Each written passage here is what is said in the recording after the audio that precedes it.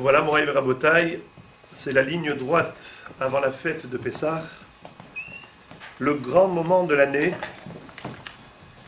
puisque autour des tables juives, on retrouvera toutes les familles réunies avec la chaleur, l'ambiance chaleureuse, lumineuse, intense, très forte de ce moment du Seder de Pessah. Cette période correspond à la naissance du peuple juif, puisque Am Israël va connaître la délivrance, la libération par rapport à l'esclavage en Égypte après 210 ans de soumission. Am Israël va à ce moment-là être qualifié de Goy Mikerev Goy, une nation qui va naître au sein d'une autre nation. Puisqu'au moment où Yaakov Avinu descend en Égypte, avec 70 âmes seulement, il n'était que 70 âmes entre les hommes et les femmes, et à partir de là, de cet état embryonnaire, on devient un peuple.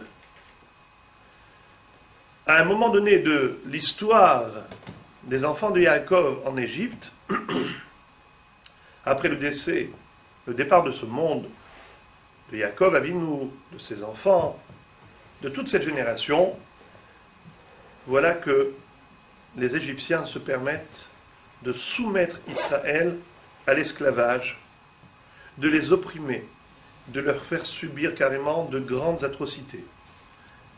Très dur à supporter, la vie devient insoutenable. Ils subissent les pires choses.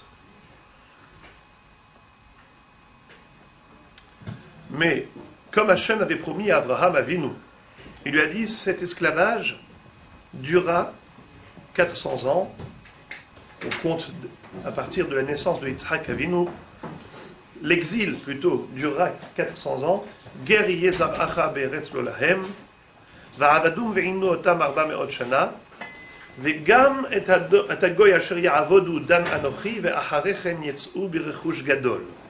C'est-à-dire que le peuple qui va les soumettre va subir le traitement dur qu'il mérite. En effet, les Égyptiens ont subi 10 plaies. Dam tsefardea kinim arov dever shechin barad arbe choshech makat bechorot. Les 10 plaies que l'on évoque, que l'on mentionne durant le Seder de Pessah. Suite auquel Paro va lâcher prise après la mort des premiers-nés. Paro n'a plus d'autre choix, étant lui-même un Bechor concerné directement par cette plaie. Il va venir au milieu de la nuit, c'est le 14 Nissan au soir, la veille du 15 Nissan, et il cherche la maison où habite Moshe Rabbeinu. Où est Moshe? Et on lui indique l'adresse. On lui indique l'adresse où se trouve Moshe Rabbeinu.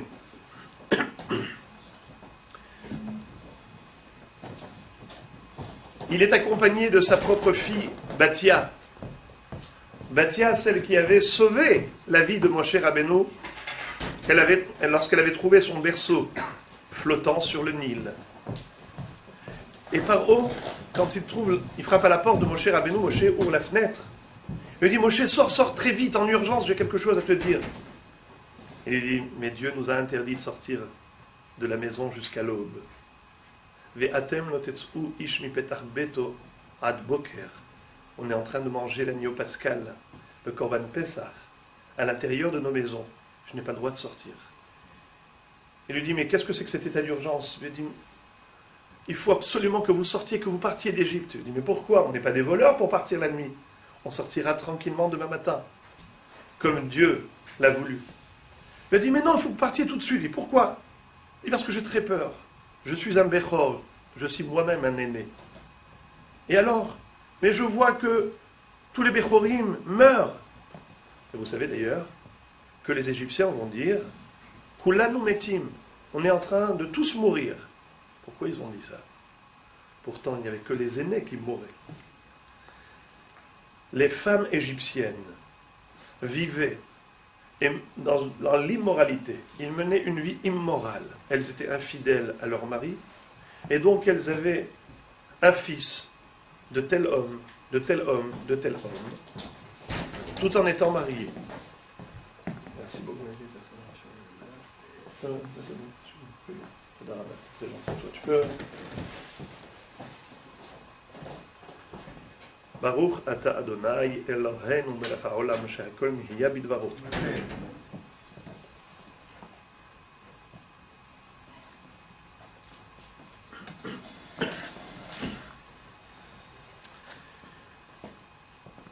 Et donc elles avaient un fils aîné de plusieurs hommes.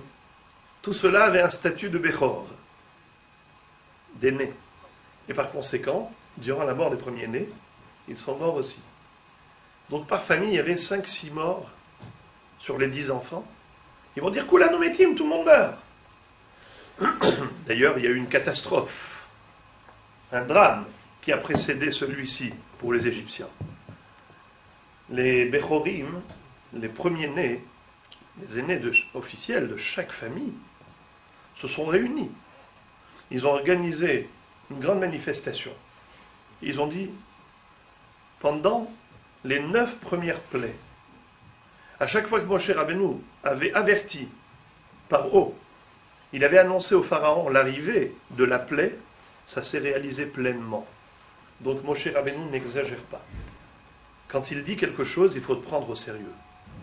Et par conséquent, nous tremblons, nous avons très peur que ça se réalise également, cette Makat Bechorot. Alors, ils vont voir par haut.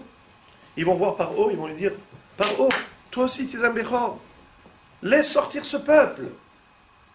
Laisse-le partir en liberté. Tu ne vois pas que l'exil, que l'Égypte est en ruine. Et que maintenant nous sommes tous en danger, nous les Bechorim, et toi aussi. Mais Akadosh Baruch Hu avait fermé les portes du cœur du Pharaon. Il avait durci son cœur pour lui faire subir les sanctions qu'il méritait. Les man qui ani hirbadti et libo et lev avadav, les man tesaper, les man shiti ototai elle bekirbo, ou le man tesaper beozne bincha ou ben bincha et asher it'alalti bemitzraim, ve et ototai asher samti bam. Dieu veut dire à Moshe Rabbeinu, va chez le Pharaon, réclame la libération du clan d'Israël, mais moi j'ai endurci son cœur. Les 5 premières plaies, c'est lui qui a durci son cœur. Les 5 dernières, c'est moi qui les lui ai endurci. Afin qu'il reçoive ce qu'il mérite. Et afin que Israël puisse raconter combien Hachem a opéré de miracles en terre d'Égypte en leur faveur. Vous saurez ainsi que je suis Dieu, l'Éternel, créateur du monde. Vidatem qui a mis Hachem. C'est ce qu'on fait pendant la Haggadah de Pessah. On raconte en détail, en long et en large, tout ce que Akadosh Baruch Hu a réalisé en notre faveur. Alors qu'est-ce qu'ils ont fait les Égyptiens? De face à l'indifférence du Pharaon, parce qu'Hachem avait durci son cœur, Pharaon va dire, mais ça va pas, non? Vous êtes fous? Vous voulez qu'on perde une telle main-d'œuvre, des millions d'esclaves qui sont au service de l'Égypte? Vous voulez qu'aujourd'hui on perde tous ces hommes-là en une seconde? Pas question. Où est le patriotisme? Il faut se sacrifier pour la nation, pour la patrie. Et voilà que les Bechorim se retrouvent confrontés à un refus catégorique du roi dictateur par haut. Ils sortent de là, dans une furie pas possible. Ils vont dégainer leur glaive du fourreau et ils se mettent à tuer à tort et à travers. Cette nuit, c'était un bain de sang en Égypte. Les Bechorim se mettaient à tuer les Égyptiens. D'ailleurs, écoutez bien Rabotai, vous vous souvenez, tous les Shabbats matins, vous récitez le psaume où on dit 26 fois qu'il est Olam Hasdo. Hodou l'Adonai Kitov, qu'il est Olam Hasdo. Hodou l'Elohea Elohim, qu'il est Olam Hasdo. N'est-ce pas? Et ainsi de suite. Dans l'un de ces 26 versets, on dit Les Maké Mitzraim Bifrorehem, qu'il est Olam Hasdo. Dieu a frappé les Égyptiens par les premiers-nés, car sa bonté est éternelle. Je ne sais pas si vous avez mesuré les mots. Non pas que Dieu a frappé les premiers-nés, mais Dieu a frappé les Égyptiens par les premiers-nés. Je répète, en hébreu, les Maké Mitzraim Bivchorehem. Hachem frappe les Égyptiens par les Bechorim. Ça fait allusion à quel épisode? Celui-ci.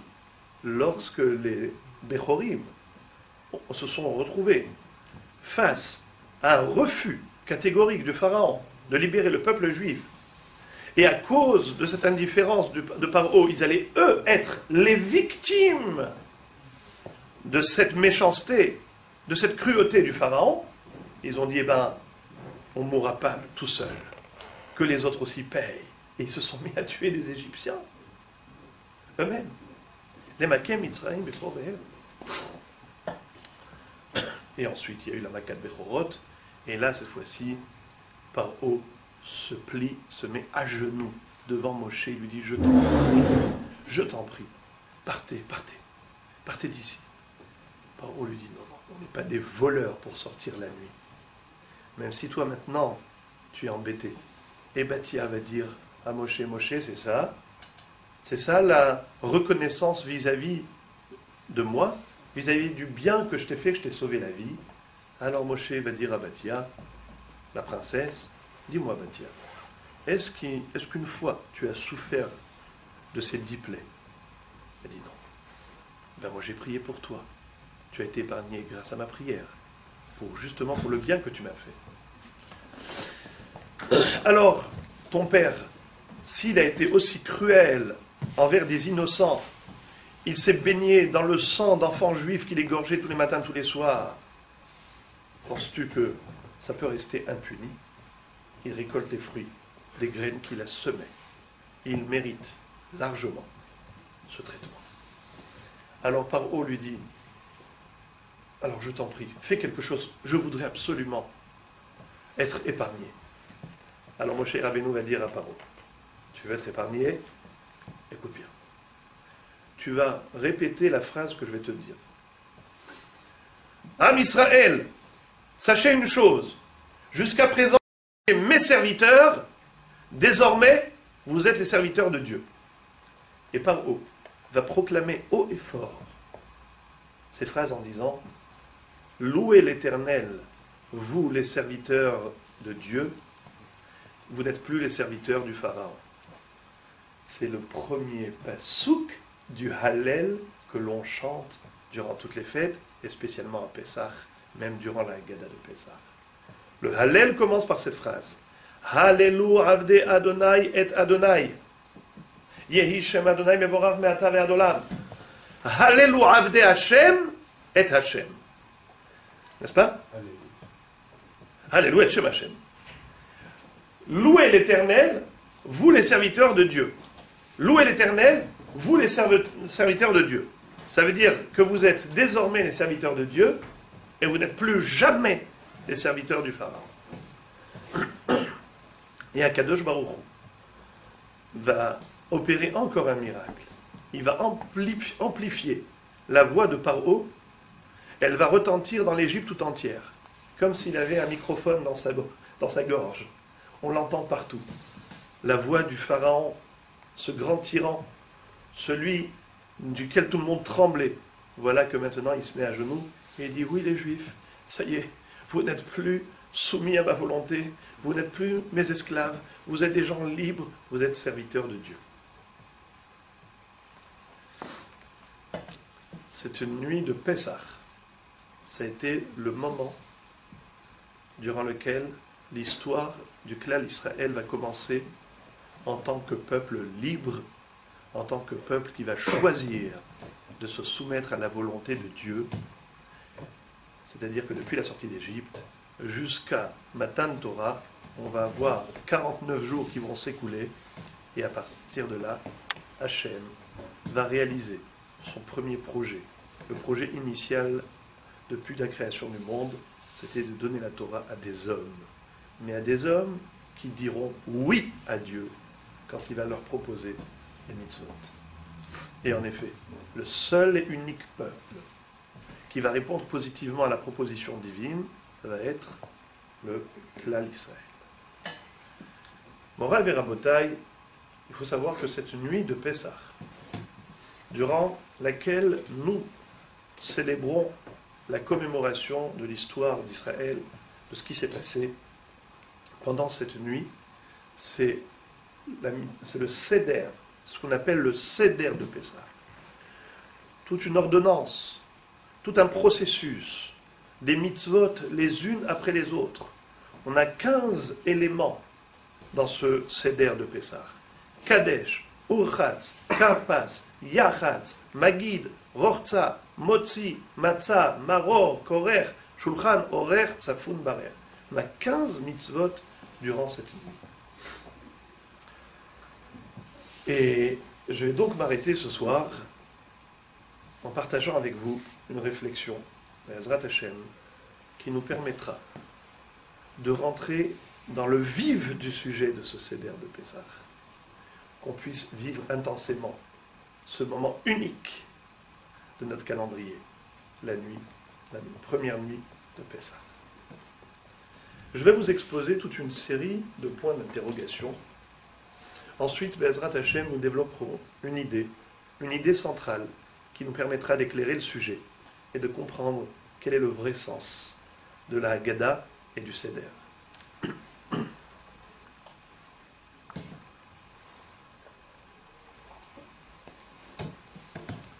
Tout d'abord, une question générale. Cette fête s'appelle la fête de la libération. Comme vous le savez, dans la prière, nous évoquons l'événement du jour. Par exemple, à Shavuot, on va dire Zman Matan Toratenu. Shavuot, Vatiten lanu Hashem Elokenu. Moadim, Hagim Uzmanim Esason. Moadim Esimcha Hagim Uzmanim Esason. Et Yom Chag HaShavuot Azeh, Zeman Matan Toratenu. Hashem, tu nous as offert des moments sacrés durant notre vécu. On a le temps de Shavuot, qui est le Zman Matan Torah, qui correspond à la période du Matan Torah, n'est-ce pas?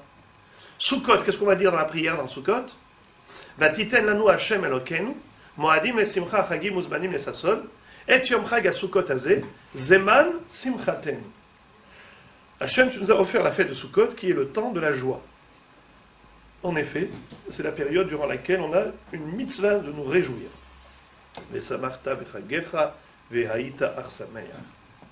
Qu'est-ce qu'on dit à Pessah? Vatiten lanu Hashem Elokenu, Moadim lesimcha chagim uzmanim esason, et yom chag hamatzot hazeh, zeman herutenu be'ahava mikra kodesh, zecher litiat Mitzrayim. Hashem, tu nous as offert la fête de Pessah, le temps de la libération. Zman herutenu. La période durant laquelle on a acquis notre liberté. Très vrai. Mes amis, je vous pose une question. Est-ce que ça a un sens de célébrer la fête de la libération alors que nous sommes encore en exil? C'est vrai. Am Israël est sorti d'Égypte. Il est rentré en Eretz Israël. On a vécu là-bas pendant de longs siècles, jusqu'à la destruction du premier temple. Am Israël, après la destruction du premier temple, il va passer 70 ans en Babylonie, en Perse. Et ensuite, il remonte en Eretz Israël, il reconstruit le second temple, avec Ezra à Sofer. Ce deuxième temple va durer 420 ans. Suite à cette période, on va connaître à nouveau la destruction du Beth Amikdash et l'exil d'Israël. Am Israël se retrouve chassé des Beth Israël. Est-ce que pendant tous ces millénaires, on a célébré le Seder? On a célébré la fête de Pessah? Bien sûr que oui. Est-ce qu'on a dit Zman Cherutenu dans la prière? Bien sûr que oui. Même de nos jours, nous avons depuis plus de 60 ans, Baruch Hashem, retrouvé Eretz Israël, elle est sous souveraineté israélienne, mais quand même, Am Israël n'a pas encore connu la rédemption finale. Nous sommes dans un processus, mais qui n'est pas terminé. Et pourtant, durant tous ces millénaires d'exil, on a toujours dit, Hachem, nous fêtons et nous célébrons la libération.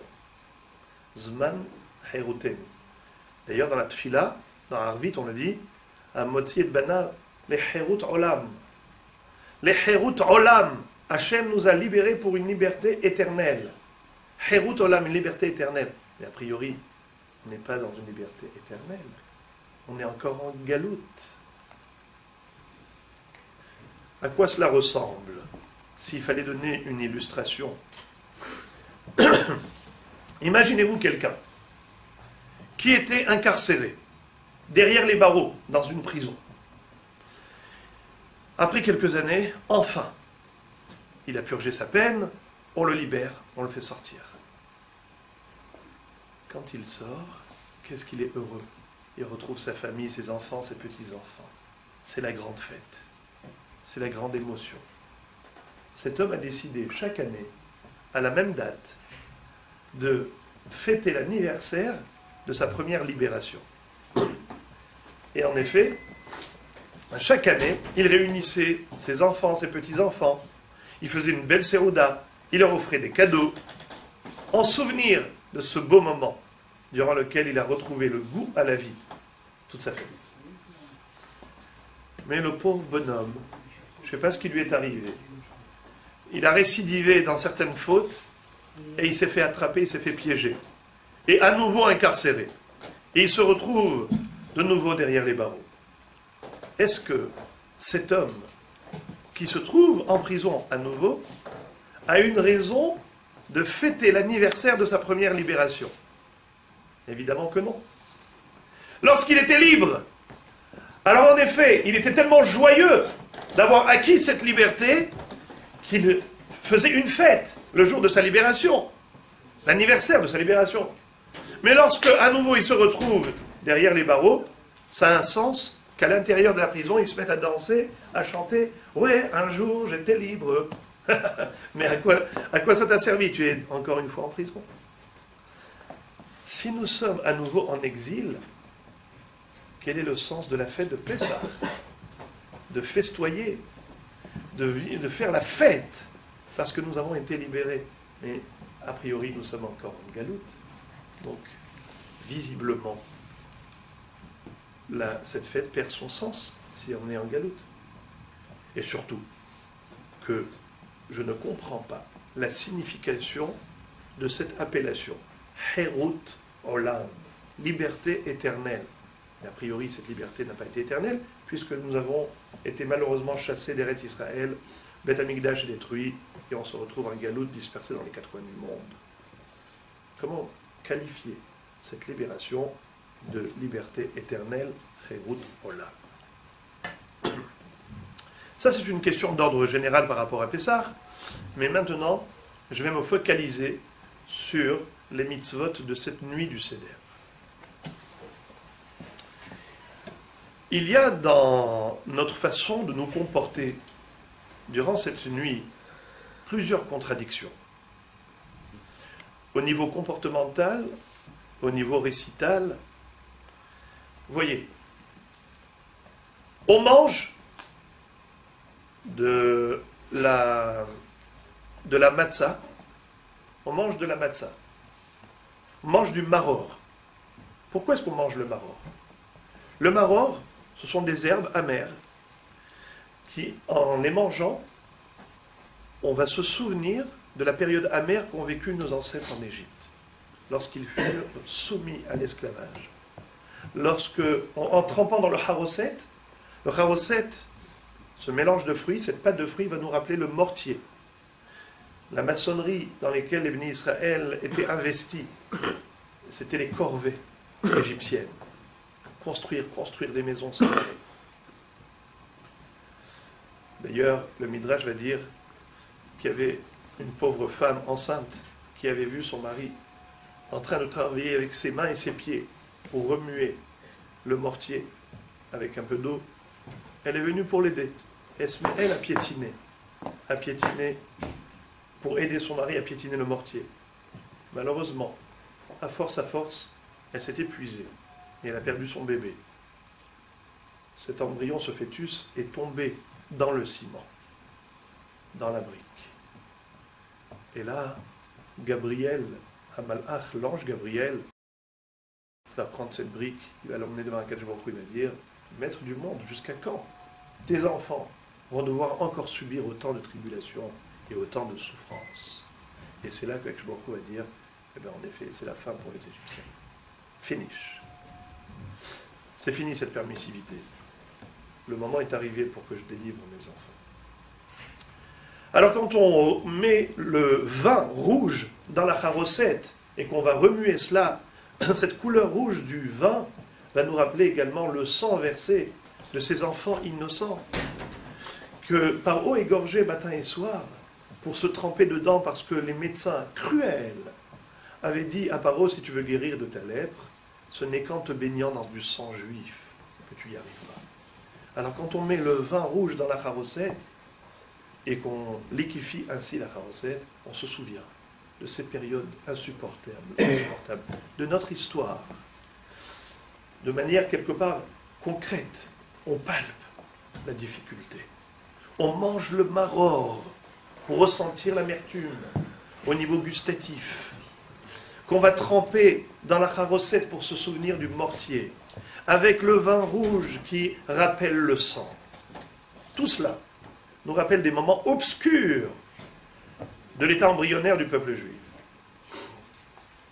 Mais d'autre part, les amis, on a l'obligation de s'accouder au moment où on va manger la matzah, au moment où on va boire les 4 coupes de vin. On doit s'accouder pourquoi? Pour montrer de la majesté, se comporter derrière Benehorin, comme des gens libres, comme des gens riches, comme des gens notables qui vivent dans l'opulence. Vous avez déjà vu le descriptif dans Megillat Esther, Mitot Zahav Vachesef, Al Ritzpat Bahad Vashesh Vedar Vesocharet. Les gens importants s'allonger sur des lits, s'accouder pour manger. Cette nuit-là, nous allons nous comporter comme eux. Le Maharil, qui est rapporté par le Mishnah Broura, dit que il faut mettre sur la table les plus beaux ustensiles que l'on possède. Lui-même, il avait pour coutume de mettre sur la table des ustensiles qui ne lui appartenaient pas, parce que lui prêtait de l'argent aux gens, et on lui donnait en échange des gages. Et parfois, les gages, c'était des objets précieux, des ustensiles en argent, en or, qui n'étaient pas à lui. Jamais il ne les touchait. La seule fois où il allait les sortir de leur placard, c'était la nuit de Pessah, il est posé sur table pour avoir l'impression, donner l'impression que c'est un homme riche. Voilà ce qu'il faisait. La seule chose qu'il faisait, c'est qu'une fois dans l'année, la nuit de Pessah, il est posé sur la table. Pour dire, voilà, ouh là là, comme nous sommes riches ce soir. C'est du faux riche. Mais ce soir, on doit quelque part jouer un peu la comédie et montrer, exprimer et dégager de soi un semblant de richesse, de bourgeoisie, manger de manière accoudée. Entre parenthèses, un petit détail halachique. Accouder, ça ne veut pas dire se tordre la colonne vertébrale. Comme ça, faire comme ça un petit geste, hop, hop, hop, hop, la tête sur le côté, et on boit comme des supplices. Non. S'accouder, c'est, comme le mot l'indique en français, le coude appuyé sur quelque chose. Il faut un appui. C'est-à-dire qu'il faut se mettre soit de côté et s'appuyer sur la table, soit s'asseoir, comme vous l'êtes maintenant, avec des beaux fauteuils qui ont des accoudoirs, et vous vous accoudez dessus. En tout cas, c'est ça la heseba, l'accoudement. Obligatoire pendant la consommation de la matzah et la boisson des 4 coupes de vin. Alors il y a ici un comportement contradictoire, parce que d'une part, on mange accoudé, avec de beaux ustensiles sur table, mais d'autre part, on mange du maror, qui rappelle l'amertume, trempé dans la harosette, qui rappelle le mortier, liquéfié dans du vin rouge qui rappelle le sang. Il y a un genre de mélange de souvenirs lumineux et obscurs qu'on retrouve comme mixés durant cette nuit, cette soirée de Pessah. Les amis, je vais vous faire une grande surprise. Je vais vous révéler un scoop. Vous allez voir que cette contradiction, elle apparaît pas seulement au niveau de notre manière de nous comporter ce soir, mais même au niveau des raisons que Chachamim vont donner à la consommation de la matzah. Manger de la matzah. Pour quelle raison faut-il manger de la matzah?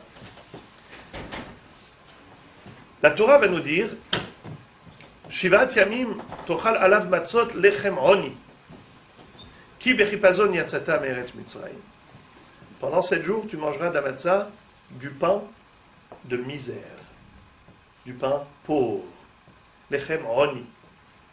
On va retrouver dans la Gemara 4 interprétations à ces 2 mots, lechem oni, du pain pauvre. Oni est écrit sans vav, comme s'il était écrit lechem ani. Quelle différence entre lechem oni et lechem ani?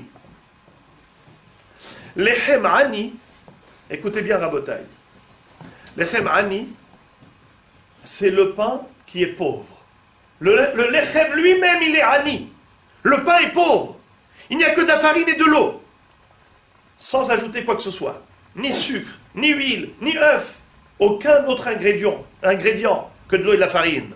Lechem ani, le pain lui-même est pauvre. Deuxième interprétation.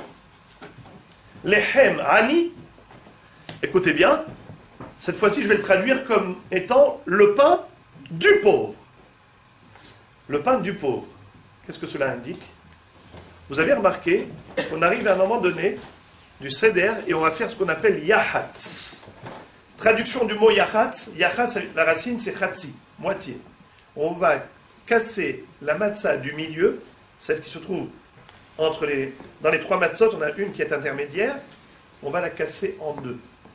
Yahatz. Une partie, on va manger au début, et l'autre partie, on la réserve pour la afikoman, pour la fin du repas. Pourquoi est-ce qu'on casse cette matzah en 2? Pourquoi? Parce que quand on va faire la bracha de Hamotzi Bechamin Haaretz et Asher Kideshanu Bemitzvot Avetzivanu al Achilat Matzah, on doit manger du lechem ani, le pain du pauvre. Ma'adarko shel ani biprousa, afkan biprousa. De la même façon qu'un pauvre en général, quand il toque à la porte et qu'on lui donne à manger parce qu'il dit j'ai faim, pitié, donnez-moi quelque chose, qu'est-ce qu'on lui donne? On lui donne ce qu'il nous reste du repas. Des morceaux de pain. On n'a pas pour habitude de lui donner une baguette tout entière. On lui donne ce qui reste. Des morceaux. Pas un pain entier. C'est pourquoi, cette nuit de Pessah, où nous avons la mitzvah de manger le lechem ani, le pain du pauvre, eh bien il faut que ça ressemble au pain du pauvre. Un morceau. Alors on va casser la matzah en 2. Troisième pirouche. Lechem ani, c'est pour nous dire que il faut fabriquer soi-même la matzah de préférence, ou bien de nommer un délégué. Le Shulchan Aruch dans Siman Taf Samer rapporte au nom. Il dit que le Rosh, Rabbeinu Asher, l'un des Rishonim de l'époque du Moyen-Âge, avait pour habitude de faire lui-même la matzah, et sinon il se trouvait autour des artisans, de ceux qui fabriquaient la matzah. Il était là à leur rappeler la nécessité de faire les shem mitzvah et de faire attention comment ils faisaient, c'est-à-dire qu'il faut être impliqué dans la fabrication de la matzah. Pourquoi cette exigence? Pourquoi être investi et impliqué personnellement dans la fabrication de la matzah? Là encore, ça retrouve ses sources dans le pasuk lechem ani, lechem oni, lechem ani. Madarko shel ani humasik veishto ofa, afkan humasik veishto ofa. Le pauvre ne peut pas se permettre ce luxe d'aller acheter un pain tout frais, tout fait. C'est lui-même qui, avec la petite quantité de farine que les gens ont bien voulu lui offrir en aumône, eh ben, il va aller tout de suite dire à sa femme, voilà, j'ai un peu de farine, viens, tu vas m'aider, toi tu vas pétrir la pâte, et moi je vais allumer le four. Et comme on n'a pas beaucoup de charbon, on a très peu de charbon, moi je vais allumer le feu, et toi tout de suite tu enfournes. Homasik veishto ofa. Lui il allume le four, et elle cuit le pain. C'est pour cela que, pour la fabrication de la matzah, il y a une notion de préparer soi-même la cuisson de cette pâte. Il y a encore un quatrième pérouche à ce lechem oni, et cette fois-ci je conserve la lecture par rapport à l'écriture. Oni, c'est écrit lechem ani, mais on lit lechem oni. Là les chachamim vont nous dire lechem she'onim alav devarim harbe. Le pain sur lequel on va beaucoup parler. On mange un kazaït de matzah, mais la Haggadah qu'on va réciter, elle est ô combien très longue. On va parler. On va réciter énormément d'histoires, raconter toute notre historique, depuis la sortie d'Égypte, n'est-ce pas? Même avant la sortie d'Égypte. Même ce qui s'est passé à l'époque de Yaakov Avinu, quand Lavan Arami avait voulu, chas v'shalom, anéantir la famille de Jacob, de Yaakov Avinu. Lechem she'onim alav devarim harbe. Du pain pour lequel on parle beaucoup. Écoutez bien, Rabotai, c'est extraordinaire ce que nous révèle le Gaon de Vilna. C'est fabuleux. Il va dire que ces 4 interprétations correspondent à 4 éléments, 4 notions qui existent pour chaque élément. Voyez-vous, Rabotai, cette chaise, elle a de la matière, elle a une forme, n'est-ce pas? Elle a un fabricant et elle a un but. Une table, pareil. La matière, c'est du bois. La forme, c'est la table. Le fabricant, c'est le menuisier. L'objectif pour lequel on a créé cette table, pourquoi? Pour manger dessus, manger avec, n'est-ce pas? Écoutez bien. La Torah, comme elle a exigé de manger durant cette nuit du Seder, lechem oni, il faut que la matzah réponde à tous ces critères. Ani dans 4 notions. Par rapport à la forme, par rapport à la matière, le fabricant et l'objectif, le but. Il y a une différence entre un riche et un pauvre au niveau de la matière. Par exemple, cette table. Un pauvre, quand il veut fabriquer une table, il prend n'importe quel bois. Le bois qu'il trouve. Et lorsqu'on jette là-bas devant les maisons, il va prendre un morceau de bois, une planche, avec 4 pieds. Il va clouer, finish. Un riche, pas question. Le riche, il va choisir le plus beau bois, le meilleur, du chêne, du merisier, et ainsi de suite. La forme, pour le pauvre, principal, c'est qu'elle soit utilisable, qu'elle soit fonctionnelle, opérationnelle. Une planche et 4 pieds, finish. Le riche, pas question. Il faut que ce soit très beau, qu'il y ait des finitions, des sculptures. Il faut que ce soit beau. Ça, c'est la forme, la matière. Qui va fabriquer la table? Le pauvre, lui-même. Il ne peut pas se permettre un luxe que quelqu'un d'autre fasse à sa place. Le riche, pas question que ce soit lui-même qu'il fasse. Il a suffisamment d'argent pour s'acheter du tout prêt ou de commander, de passer la commande. Les autres fabriqueront pour lui. L'objectif, que va faire le riche avec sa table? Hein, David? Qu'est-ce qu'il va faire le riche avec sa table? Il va manger comme il faut de bons repas. Il va se régaler. Il va se délecter. Un plat après l'autre. Des salades, des hors d'œuvre, du poisson, de la soupe, de la viande, des légumes. Le pauvre, il a un petit morceau de pain qu'il a reçu. Une fois qu'il a terminé, qu'est-ce qu'il va faire? Il ne va pas s'ennuyer. Il se met à bavarder avec sa femme et lui dire, tu vois, qu'est-ce qu'on souffre dans cette vie? Et il se met à parler, raconter tous ses cancans, tous ses problèmes. Il se met à parler du mal de l'un et de l'autre, ou du bien de celui-ci ou de celui-là. Écoutez bien, devant une table, on ne reste pas indifférent. Ou on fait rentrer dans la bouche, ou on fait sortir de la bouche. Ou on mange, ou on parle. Le riche, a de quoi manger. Le pauvre, puisque sa bouche est vide, on ne parle pas la bouche pleine. Mais si la bouche, elle est vide, de toute façon, il n'a rien à manger. Il a mangé un tout petit morceau. Et bien, il se met à parler. Maintenant, comprenez bien. La Torah nous a dit que cette nuit, on doit manger du lechem oni, du pain de misère. Puisque la Torah a exigé que ce soit du pain de misère, alors il faut répondre aux 4 critères de misère. Dans la forme, dans le fond, dans la manière de fabriquer et dans l'objectif. Écoutez bien. La matière, c'est quoi? De la farine et de l'eau. Pauvre, il n'y a rien dedans. Du pain pauvre à 25 €, mais il n'y a rien. Il y a dedans de la farine et de l'eau, c'est tout.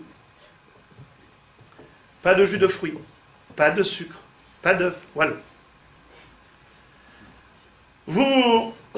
Ensuite, on casse la matzah en 2. Pourquoi? Il faut que ce soit lechem oni, du pain comme celui du pauvre. Qui est-ce qui fabrique? Soi-même. Dans quel but? Parler beaucoup. Je mange peu et je parle beaucoup. Je vais réciter toute la Haggadah.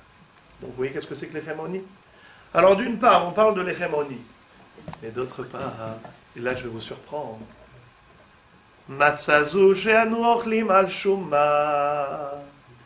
Cette matzah, nous posons la question pendant la Haggadah et on demande, mais pourquoi mange-t-on cette matzah?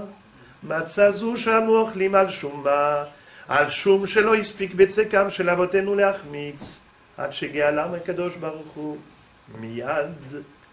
Parce que la pâte de nos ancêtres n'a pas eu le temps de lever, que les Égyptiens sont venus dire, partez, partez, partez rapidement, on a très très peur d'être tous des morts, de tous mourir. Donc nous voyons que la matzah évoque la notion de la rapidité de la Géoula, la rapidité avec laquelle Dieu a délivré ses enfants. Donc, il y a ici un paradoxe évident, très clair. D'une part, la matzah rappelle la misère, et d'autre part, la matzah rappelle la rapidité de la Géoula. À tel point, la Géoula était rapide qu'on n'a même pas eu le temps de laisser la pâte lever. Alors ça fait bizarre.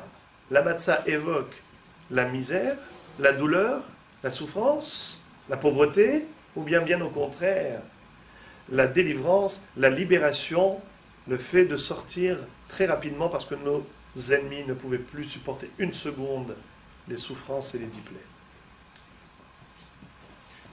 Contradiction.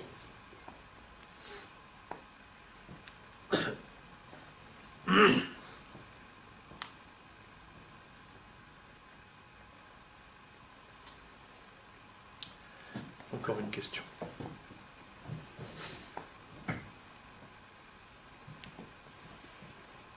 Vous connaissez la règle pédagogique. Chachamim nous disent qu'un enseignant doit être bref, ne doit pas être trop long. Il faut être concis et précis, parce que sinon, l'élève ne va pas pouvoir retenir beaucoup. Vous allez voir ce soir, par exemple, vous n'allez rien retenir parce que je suis trop long. Alors, les Chachamim disent la chose suivante. Les olam ishne adam le talmido derer ketzara. Un maître doit enseigner brièvement. Et pourtant, la Haggadah de Pessah va à l'encontre de cette règle. On va dire ce soir, Kol hamarbe lesaper b'tziat Mitzrayim hareze meshubach.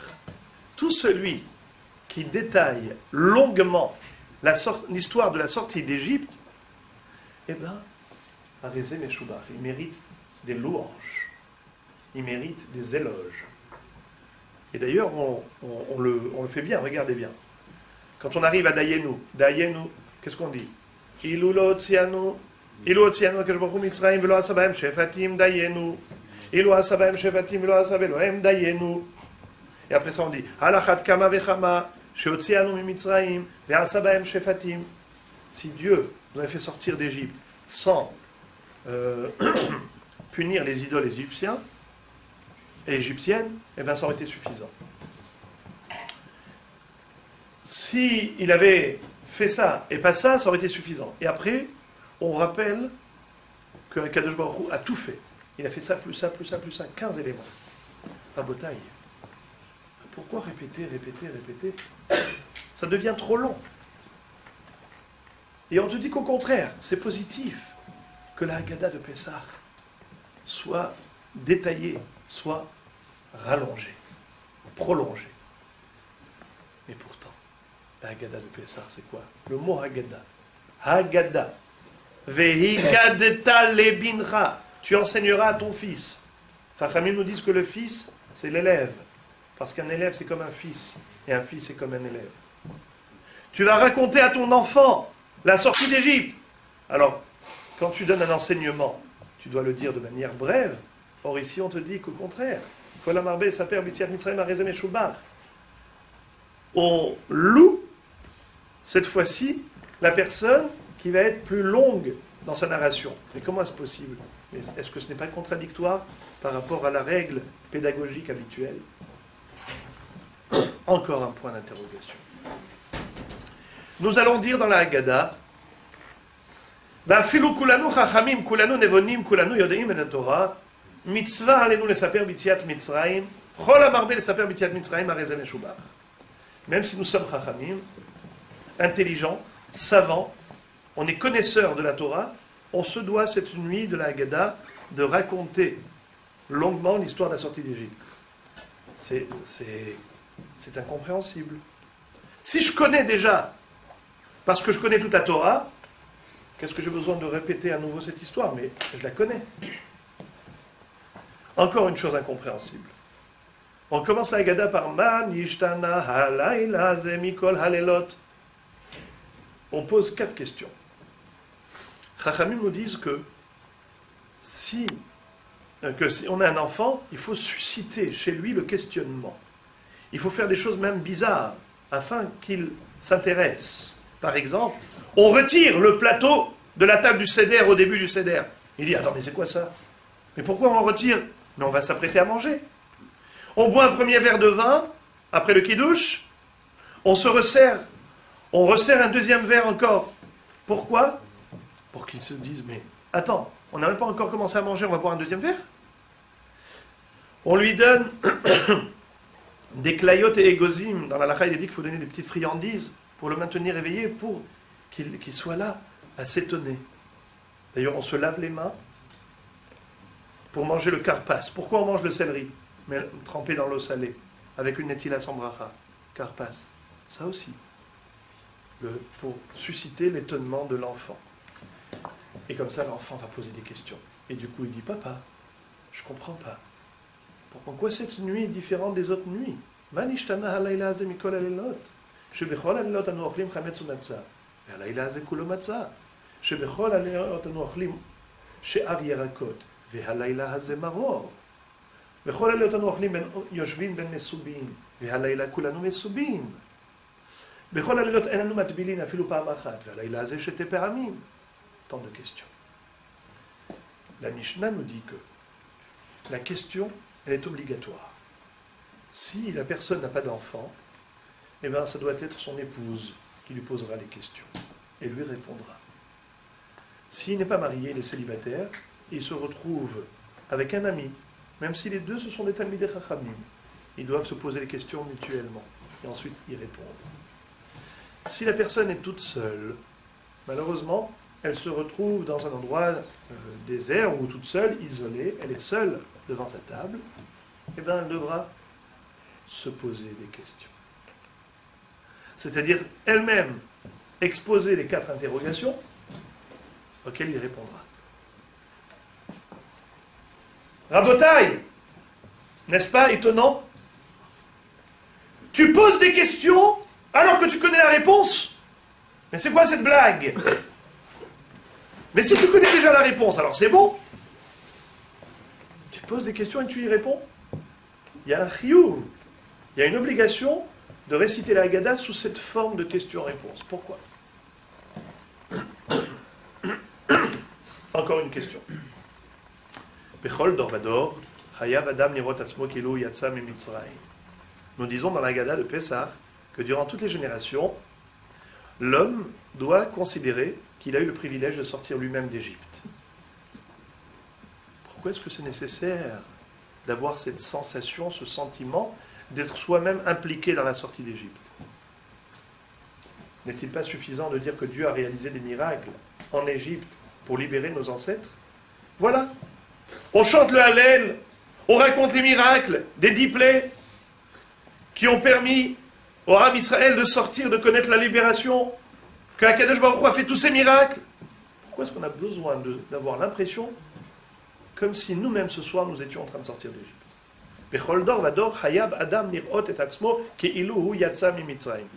que ça change si je dis que Dieu a fait un miracle pour mes ancêtres ou pour moi-même? Et enfin, dernière question. La fin de la Haggadah, on clôture la Haggadah par une bracha qui est la suivante. Baruch ata Hashem Elokeinu melech haolam, asher ge'alanu ve'ga'al et avotenu mimitzrayim, vehigi'anu halayla hazeh lechol bo matzah u'maror.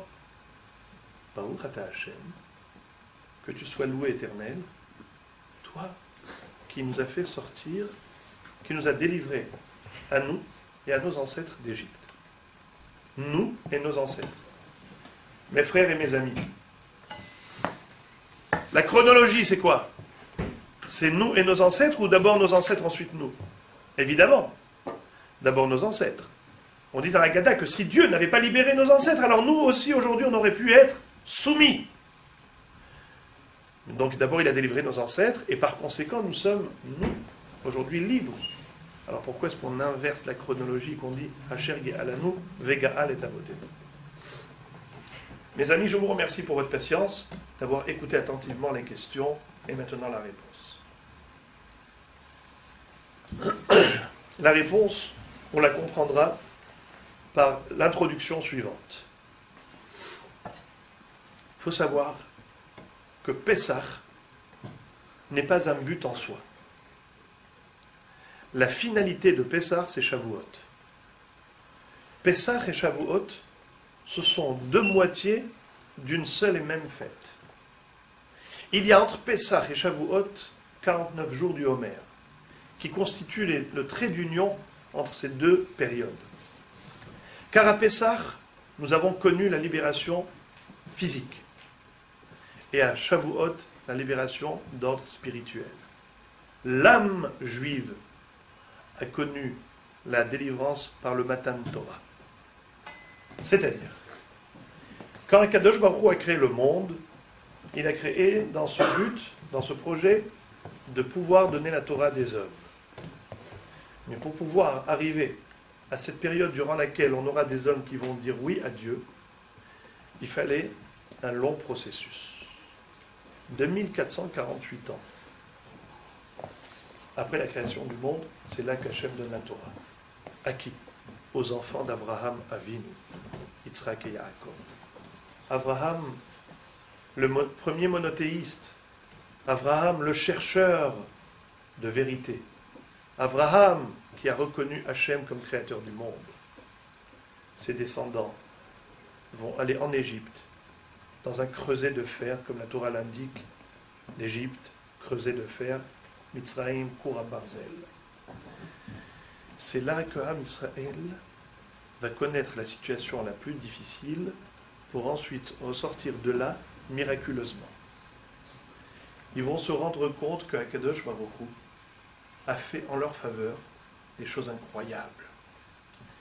Il va frapper les Égyptiens par 10 plaies parce qu'il les détenait, parce qu'il refusait de les laisser sortir. Ces Asara Makot vont être pour Am Israël une démonstration de l'amour et de l'affection qu'Hachem portait à leur égard. Mais Hachem va dire à Moshe,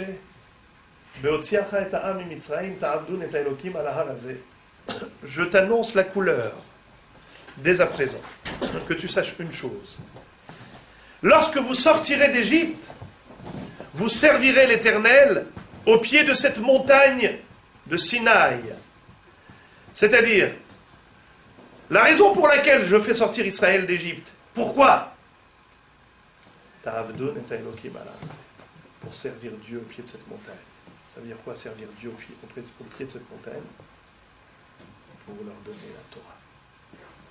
la réception de la Torah, c'était le but ultime de Yetziat Mitzrayim. On n'est pas sorti d'Égypte parce que dans le désert, il y avait des stades plus grands pour jouer au football. On n'est pas sorti d'Égypte pour simplement dire nous avons acquis la liberté, la fraternité et l'égalité. Ce n'était pas uniquement pour la loi républicaine. Cette libération était là pour donner au peuple juif la possibilité de vivre librement son service divin.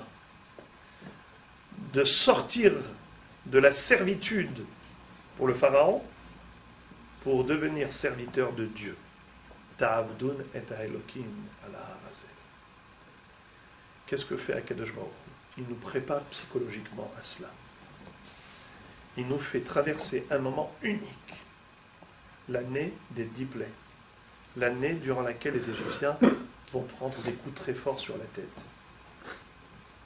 Et là, Akadosh Baruch Hu va dire à Moshe, avant de donner la Torah au Bnei Israël, dis-leur une chose. J'ai un message d'introduction au Matan Torah à leur transmettre. Dis-leur ces 3 psukim. Atem reitem asher asiti le Mitzrayim. Va'esa etrem al kanfe nesharim. Va'avi etrem elai. Ve'ata im shamoa tishme'u bekoli. Ushmartem et beriti. V'item li segula mikol ha'amim. Ki li kol ha'aretz. Ve'atem tihiyu li mamlechet kohanim. Ve'goy kadosh. Ele hadevarim. Asher tedaber el Bnei Israël. Dis au Bnei Israël, vous avez vu de vos propres yeux. Ce n'est pas une histoire qu'on vous raconte. Ce n'est pas des traditions que vous avez reçues. Vous avez vu de vos propres yeux ce que j'ai fait aux Égyptiens. Rachid expliquait, les Égyptiens étaient depuis fort longtemps des gens coupables.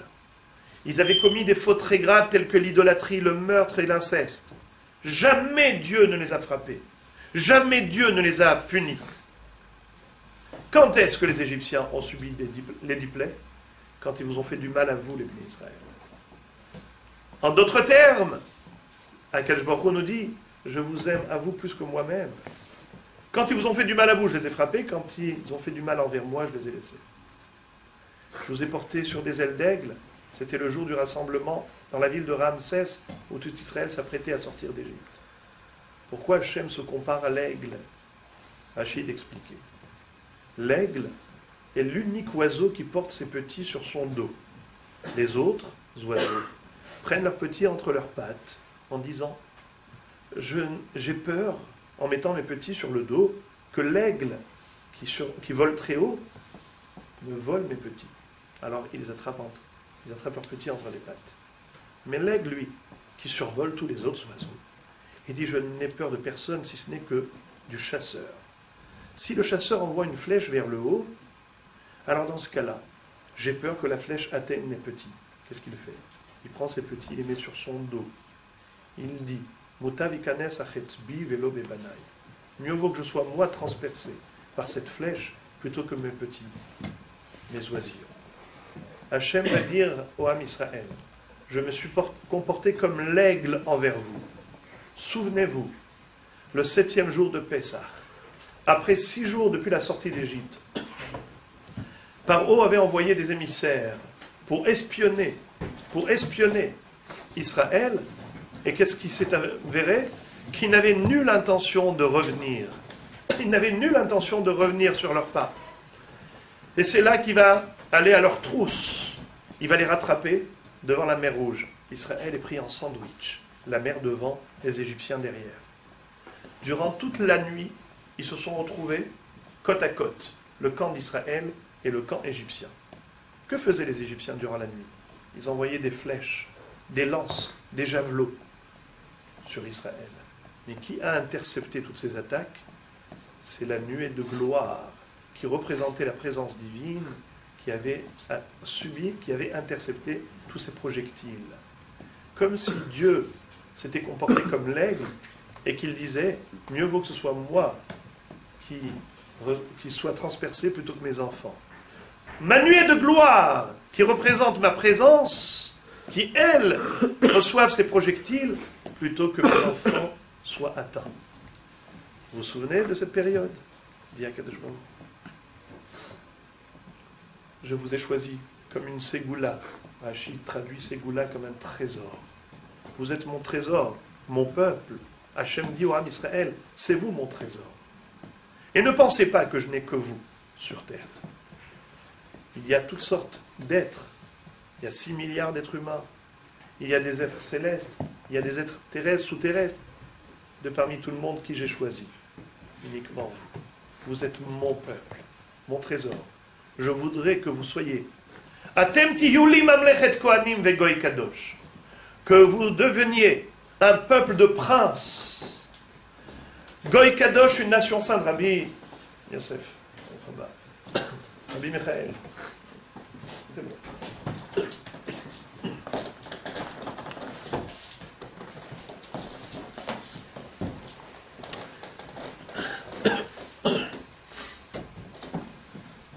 En d'autres termes, cette introduction, ce message, avant le Matan Torah, c'était un genre de déclaration d'amour d'Akadosh Baruch Hu, de manière la plus ouverte, la plus explicite au peuple juif. Et quel rapport avec le don de la Torah? Le machal que je donne est très illustratif.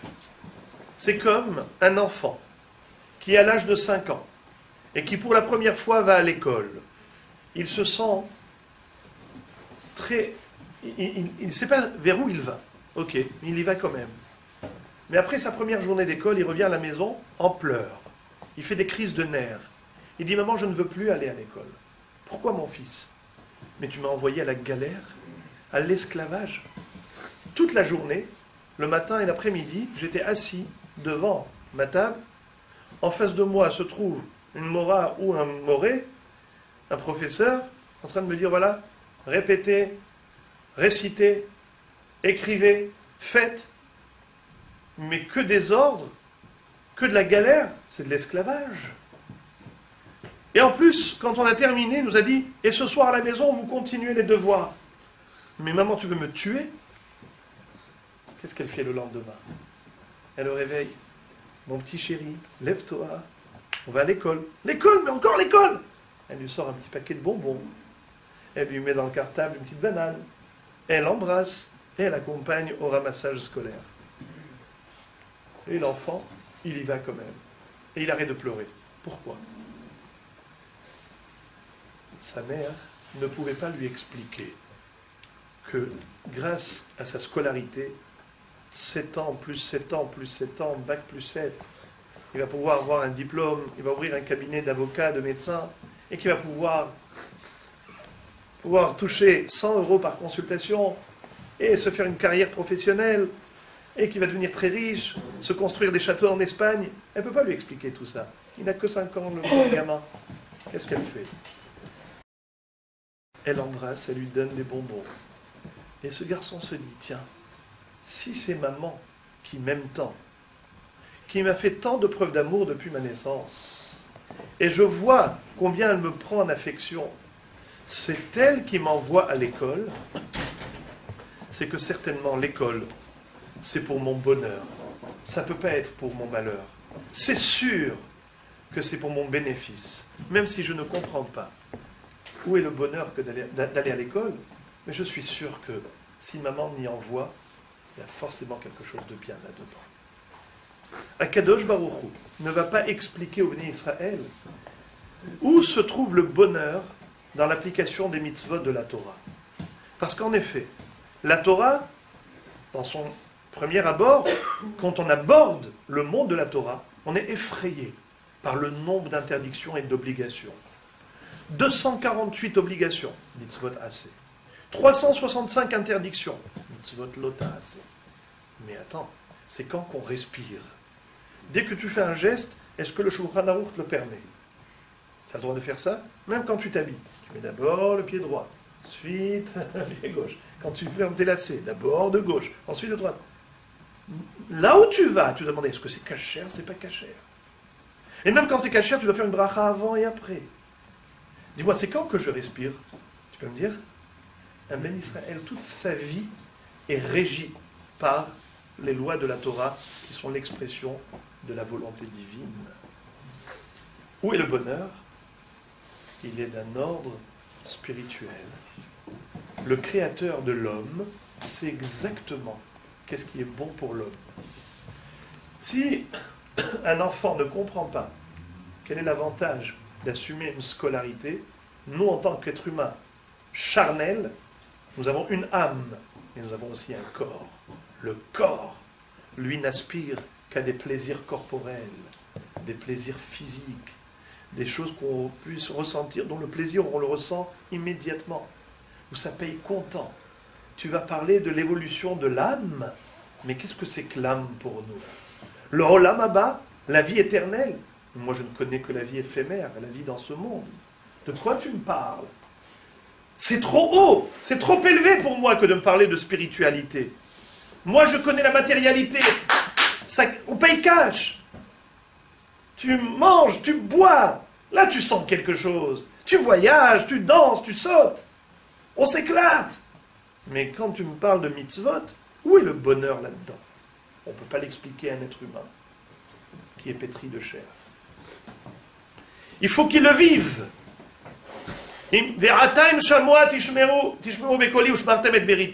Rashi dit,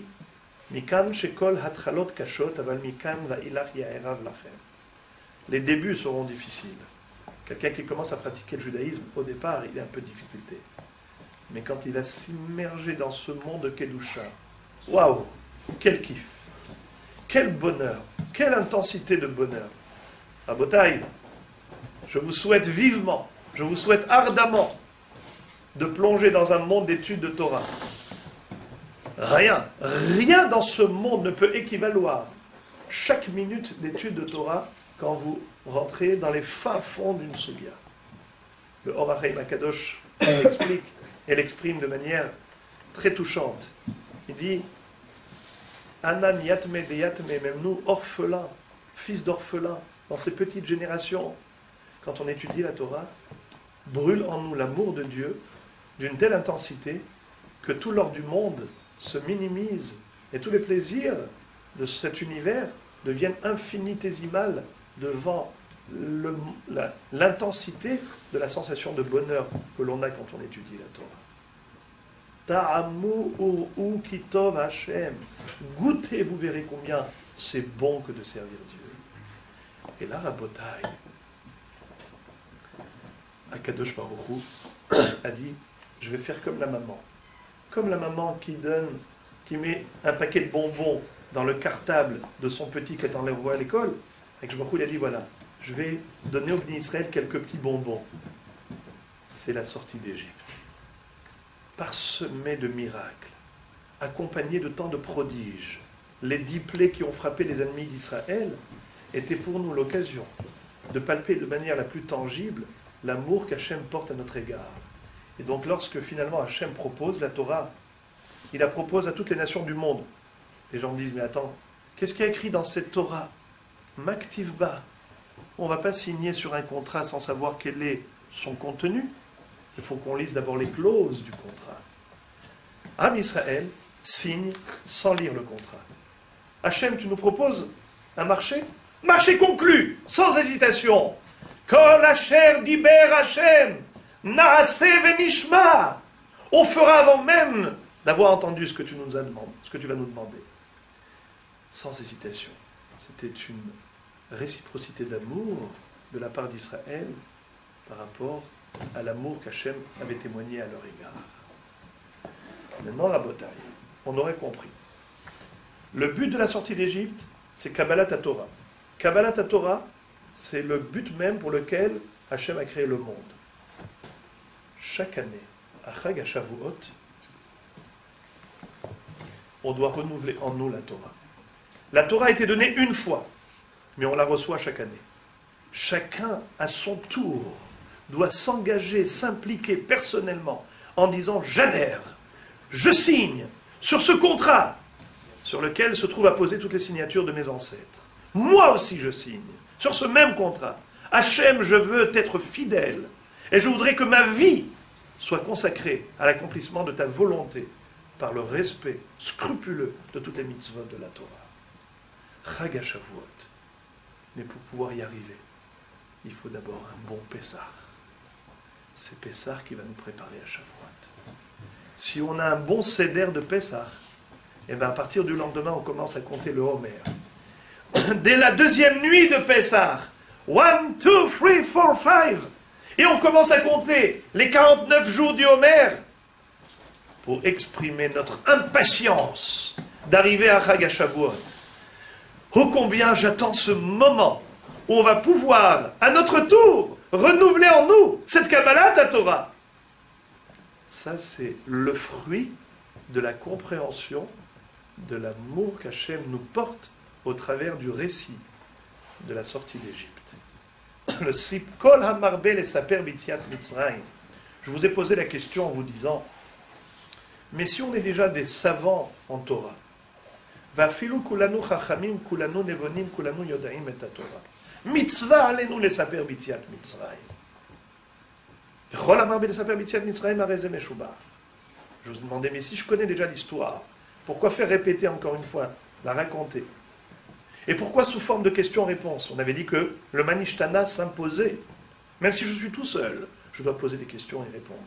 Mais si je connais les réponses, pourquoi je pose des questions? Et on avait dit aussi qu'en général, l'enseignement doit être bref, concis, précis. Ce soir, on te dit au contraire. Plus tu allonges la parole, mieux c'est. Pourquoi? Ce soir, cette nuit du Seder, il ne s'agit pas de communiquer des informations, de faire passer uniquement un savoir. Ce n'est pas du tout le rôle de la nuit du Seder. La nuit du Seder, ce n'est pas que de la connaissance sèche. La nuit du Seder, c'est vivre des émotions.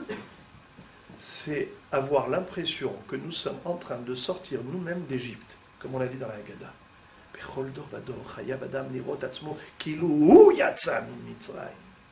Parce que cette nuit, on doit pouvoir forger dans notre cœur les mêmes sentiments de réciprocité d'amour envers Hachem, afin de créer en nous, de stimuler notre cœur à vouloir à notre tour la Torah, comme nos ancêtres l'ont voulu après la sortie d'Égypte, et qu'ils ont compté le Homer jour après jour par impatience, par attente impatiente de recevoir la Torah.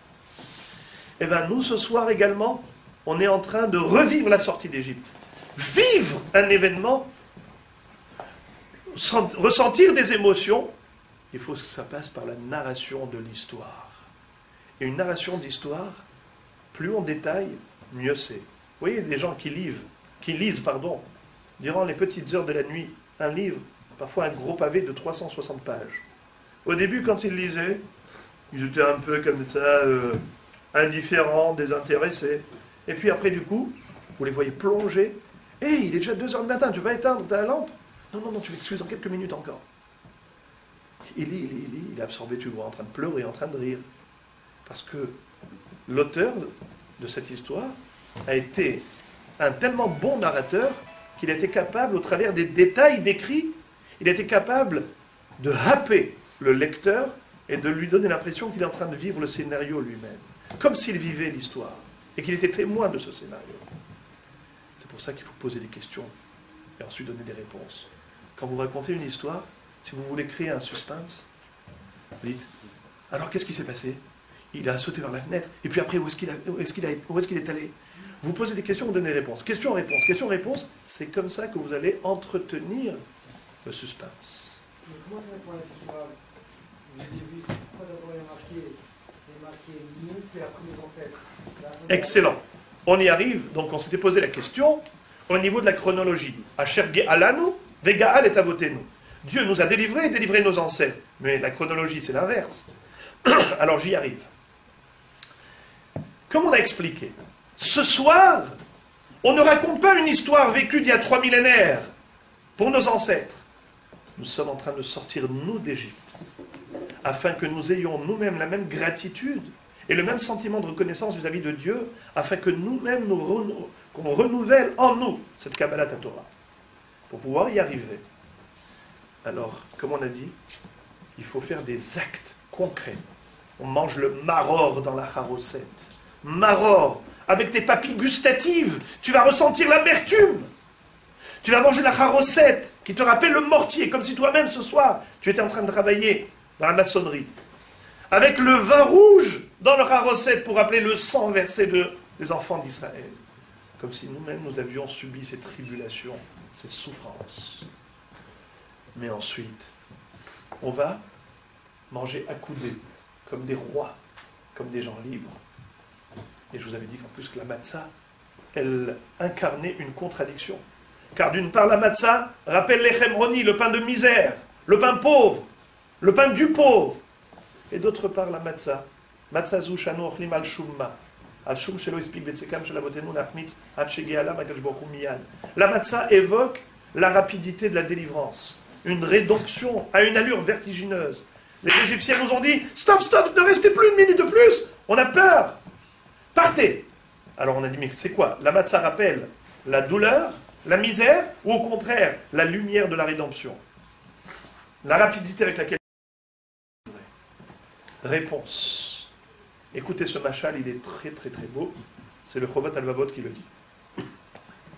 La parabole est la suivante. Elle nous indique que, malheureusement, l'accoutumance éteint les sentiments. Avec le temps, il y a de l'érosion de tous les sentiments. Imaginez-vous, un roi qui était en balade, et durant cette tournée, dans les ruelles de la ville, on lui annonce on a trouvé un berceau, un bébé qui a été abandonné par sa mère. Un petit papier, le bébé qui pleure, et voilà que sa mère indique, je n'avais pas les moyens de l'entretenir, je l'ai abandonné, ayez pitié de lui.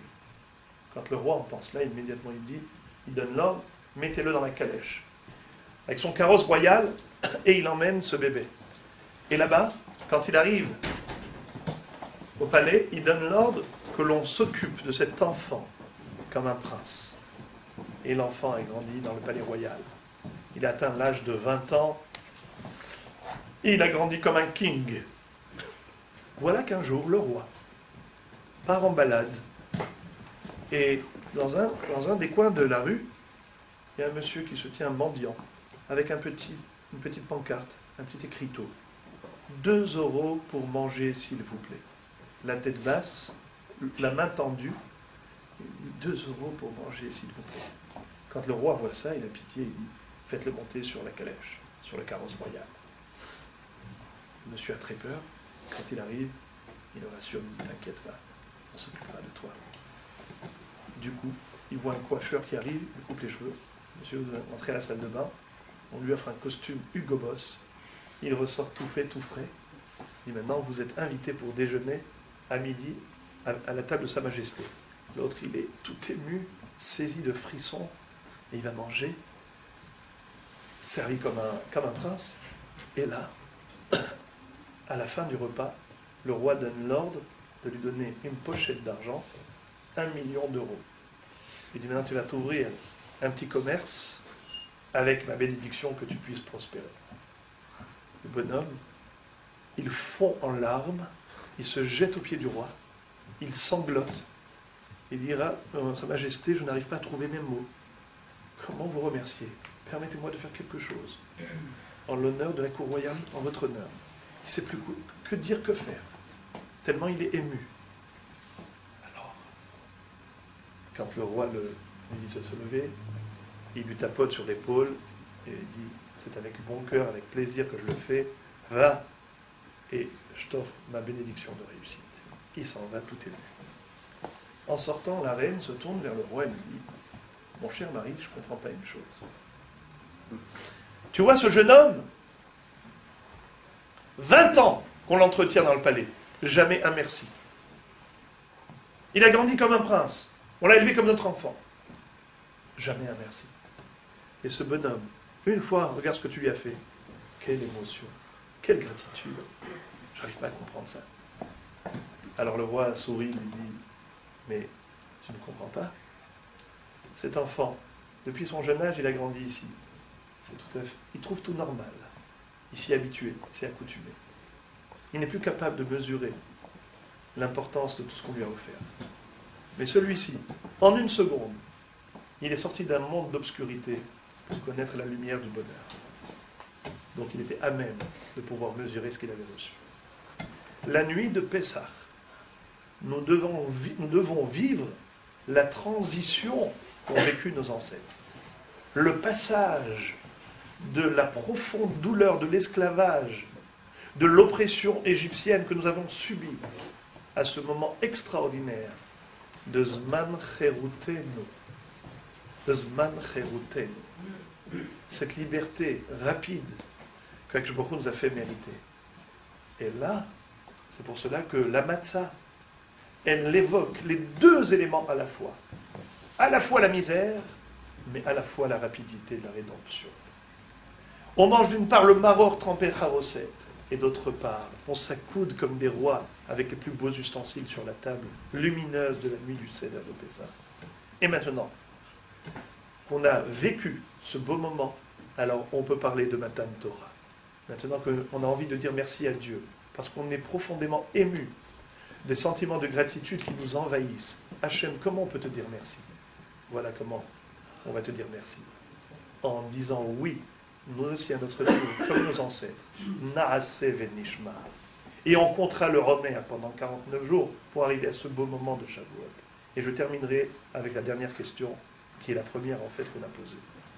On s'était demandé, mais quel est le sens de célébrer la libération qu'on a méritée durant cette période, Zman Cherutenu, alors qu'on est encore en galoute. 2 millénaires de galoute. Et Am Israël chante et célèbre la fête de la libération. Mais on s'était posé la question, on a dit, mais c'est comme quelqu'un qui était en prison. Il a été libéré. Le jour de sa libération, il était tellement heureux que chaque année, il fêtait l'anniversaire de ce jour de libération. Mais après, il a été à nouveau incarcéré. Est-ce que derrière les barreaux, le jour d'anniversaire de sa première libération, il va faire la fête, il va se mettre à danser? Mais il est encore en prison. Alors quel est le sens d'être joyeux à Pessah? Et en plus, dans la prière, nous disons à Motzi et Banav, les Herut Olam. Herut Olam. Liberté éternelle. Est-ce que la liberté a été éternelle? Dans les camps de concentration, la liberté était éternelle. Pendant la période de l'Inquisition en Espagne, les expulsions des Juifs, les pogroms, où était la liberté éternelle? Écoutez bien. Le Maharal de Prague nous dit que depuis que nous avons reçu la Torah, depuis que nous avons été libérés d'Égypte, désormais la liberté elle est en nous. La liberté est en nous. Même si on est en galoute, c'est une galoute superficielle. Mais nous sommes foncièrement libres parce qu'on a reçu la Torah. En lecha ben chorin ela mi she'osek baTorah. Celui qui étudie la Torah, celui qui applique la Torah, celui qui vit la Torah, il est réellement libre. Libre de toutes les contingences de ce monde, libre de tous les appétits charnels que les Yetzer Hara stimulent en nous. Il est réellement libre. Quelqu'un qui est en prison, il a été à nouveau incarcéré, mais il était malin. Quand il était sorti la première fois, il a volé la clé, il l'a mise dans sa poche, la clé de la cellule, la clé de la prison. Ben, même s'il est derrière les barreaux, il peut chanter. Pourquoi? Parce qu'il a la clé pour sortir. Dès que le gardien va rentrer chez lui, il ouvre la porte et il sort. On est en galoute, certes, mais nous avons la Torah. Le Or HaChaim Akadosh va dire que Akadosh Baruch Hu a précipité la rédemption, a précipité la délivrance de l'exil en Égypte, parce que si les Bnei Israël étaient restés un instant de plus, chlet, c'était la fin, finish. Pourquoi? Ils avaient déjà atteint les 49 degrés d'impureté. Encore un niveau supplémentaire de décadence, de déclin spirituel, c'était la fin pour Israël. Chas v'shalom, on aurait plongé dans le 50e niveau d'impureté, on aurait été assimilé totalement, on aurait fondu dans la masse égyptienne. Il n'y aurait plus eu d'espoir pour le peuple juif. Mais à partir du moment où nous avons reçu la Torah, grâce à la Torah, nous pouvons remonter la pente, même, écoutez bien ce qu'il dit, même 49 fois 49 degrés d'impureté, un Ben Israël peut faire Teshuvah. Et si on fait Teshuvah, on méritera la Géoula. Uba Letzion Goel, Ulshave Pesha Beyaakov Ne'um Hashem. Quand est-ce que viendra à Tzion, le Goël, le Rédempteur? Quand il y aura Shave Pesha, des gens qui font Teshuvah, qui ont fait des péchas, qui ont commis des fautes graves, mais qui ont été Shavim, et qui disent à Akadosh Baruch Hu, Hashem, je reconnais que j'ai été ingrat, je reconnais que je vis par toi, et donc je dois vivre pour toi, je reviens vers toi, accepte ma Teshuvah. Grâce à la Torah, qui nous donne le moyen de remonter la pente, on pourra mériter la Géoula, la rédemption finale. Donc, à l'instar de la première rédemption, où Akadosh Baruch Hu nous a tendu la main et nous a fait remonter les 49 échelons de la Kedusha pour recevoir la Torah, le 50e jour, nous espérons, Be'ezrat Hashem, que Akadosh Baruch Hu nous tende à nouveau la main pour nous aider à remonter la pente de cet exil et qu'on puisse mériter en ce mois-ci, comme il est dit, Ben Nissan Nig'alu Israël ou Ben Nissan Atidin Leigael. C'est au mois de Nissan que Israël a connu sa première Géoula. Et c'est en ce mois-ci qu'il connaîtra la dernière. Et il a besoin que cela arrive très bientôt. Et peut-être qu'on méritera encore ce Pessah de manger l'agneau pascal à Yerushalayim, dans le Beth Amikdash, et Rav Yamim.